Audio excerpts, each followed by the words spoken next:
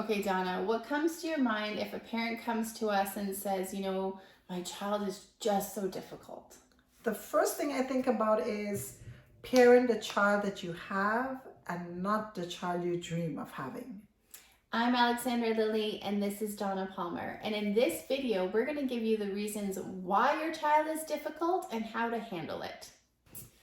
But before we get started, click the subscribe button and that bell so that you are notified anytime we release a new video on how to handle your child's challenging behaviors. Okay, so we are parents, but we are also parents with some difficult children. Very difficult. And over the years, we've learned to parent the child that we have. And we're teaching our parents all the time to do the same thing. Yes. Okay, so number one, let's get to the root of why this child is being difficult. Mm-hmm. Now, your child is difficult not because they want to be difficult, but because they lack some skills. So skills like problem solving, critical thinking, reasoning, logic. And when they lack these skills, they use the behaviors to compensate for these skills. Okay, so now we've established that really the difficulty is really coming from the brain because our kids are really lacking some executive function and skills. Now, Alexandra, maybe you can give us a real life example as to what that looks like? Yeah. So let's use the example of the morning routine. You have to get to work. Your child needs to get to school. They are dragging their feet, taking an enormous amount of time to get ready, to get themselves together, to get their backpacks packed. And they are frustrated, you are frustrated, and it's happening every day, and it just ends up in a fight. That's a difficult situation. Yes, so let's break that down. Okay, to start the breakdown, how about we start with the brain? Okay. Tell us what's going on in the brain. Yeah, so there's a lot going on in the brain when I can imagine. What's going on throughout our day and our routine. But what's happening here is he probably has poor concept of time. So managing his time, 5 minutes may seem like 30 minutes to him.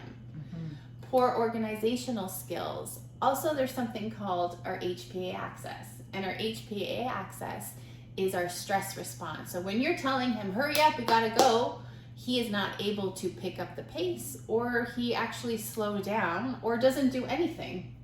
So that stress response is not kicking into second gear and getting him going. Okay, so really it just starts with the brain. That's where it all starts with. Yeah, but it doesn't end. No, it does not end. It doesn't end with the brain because first to begin, we didn't recognize it was in the brain to begin with. So we look at it as difficult behavior. So it's, this is a difficult child. Really, when it's really, this child is having a difficult time figuring out his life and figuring out what needs to be done. But guess what happens? So here we have this child who is having so much difficulty managing and using those executive function and skills. We get frustrated, they get frustrated, we get in these fights all the time, we yell, we say unkind things that go back and forth, and in that mix, somebody's emotion gets hurt. And a lot of time, our kids, they end up feeling, well, my mom doesn't like me, or she's always picking on me, or nagging me or I'm always the one who gets the blame for everything. I'm always in trouble. It's always me.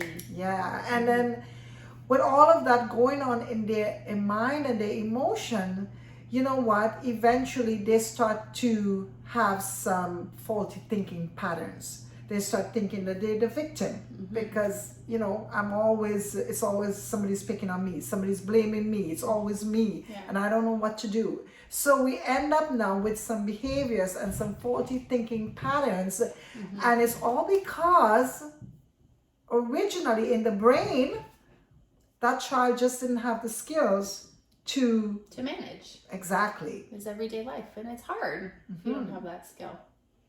Okay, so from what we've been saying, when you look at your child who you considered a difficult child, can you see that, they may be lacking some skill? Let us know in the comments.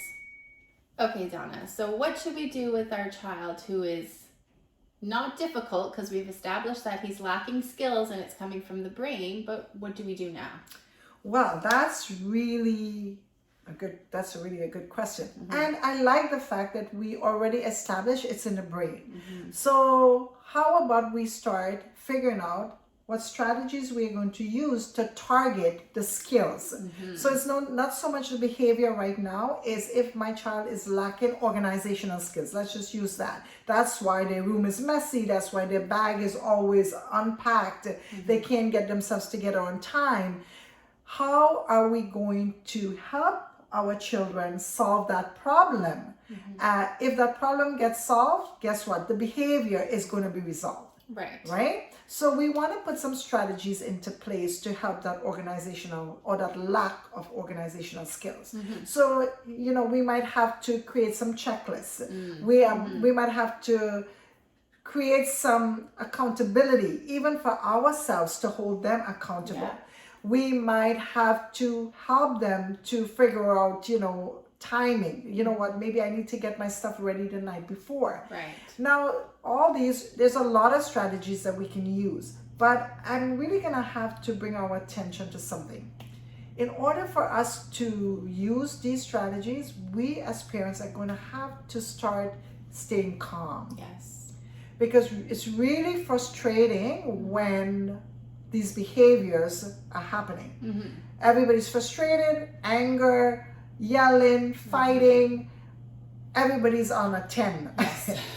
We parents need to come down, and that's going to be hard work on our behalf, but we have to really get to that place where we recognize my child needs help, and I need to help them, and I need to stay calm. So taking a step back and seeing, okay, how can I help them? Where can I help with these skills that they're lacking? And you know, with your son, we did some of these strategies, and he's older. He's what? 11. He's 11. So he's at that age where Alexandria could literally sit with him, formulate some plans together with him. So this is when he's in his frame of mind where he can think rationally, you know. Everything's calm. Right. And then you have a conversation. You're having a nice snack. You sit and you formulate a plan with him. So there is a lot of things that we can do, but the environment and the atmosphere that we create is very important. So we as parents need to stay calm. Number one, stay calm. Then you will find the strategies you need to use and execute some plans. And that is how you are going to be able to handle those difficult behaviors, not your child being difficult, because it's all a lack of skills in the brain. We just need to help them. Okay, so with all that said, sometimes we need a little help. And if you feel like you're struggling with this or you need some support, please connect with us. We would love to help you. You can reach us at admin@parentingbeyondbehaviors.com. Okay, so just a small disclaimer, right, Donna? Just a little one. And one of the things I always like to help parents to understand is our kids who are challenged, especially when it comes to brain, you know, your child might be older or younger, wherever they are. These are skills that need to be worked on continuously. Okay, so it's not like you're going to put one strategy in place and problem solved and life goes on. It is something that we have to accept, that we're always going to have to probably support our kids. I have older kids, they're in their 20s, and I am still supporting them in terms of helping them create plans, holding them accountable, executing those plans. So just, if you could wrap your mind around that and start really understanding that I need to parent the child that I have and not the child I dream of having. Okay? Because when we start understanding that, we are going to be able to work with our children for who they are and not for what we want them to be or what we think they should be. So let us just work hard at accepting and raising the child that we have and not the child we dream of having. And remember to keep your ears open for our next video where we're going to talk about how to grow your child's compassion. And don't forget to like and subscribe. See you later.